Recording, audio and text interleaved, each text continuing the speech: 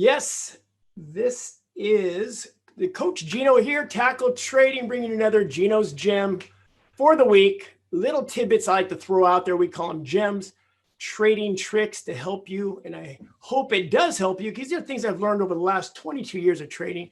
This one's pretty easy. This is my seasonality tool. This is kind of cool. I was in Stockcharts.com here, and a lot of websites have these tools. There's even software that sell them, but seasonality could create, like, is there a consistency here? Maybe, maybe not. So decide if you like this tool. I'm going to show you real quickly. I'm going to go to S&P, the major markets. Down here on the bottom, there's seasonality.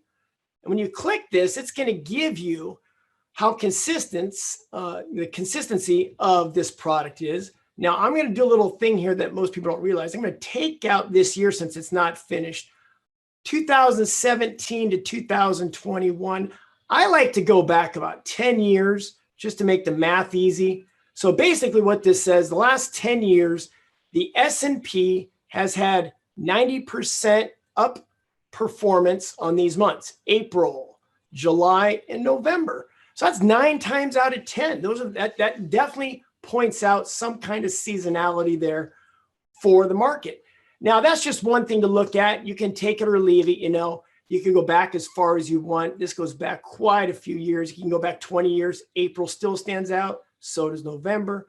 One thing I did find about seasonality is if you put things in like commodities, for example, natural gas. I'll put natural gas in there. Again, I'm going to go back just 10 years just to make it easy. And you can see I'm stretching this bar down here, 10 years, right there on the bottom.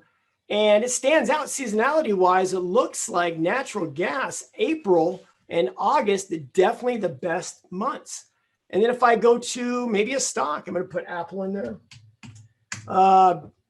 Who knows? There's any seasonality with your stock? So you might want to just throw it in there if you're curious about any seasonality. It looks like Apple 90% of the time is up 7.4% in the last year. Last 10 years, that's 90%.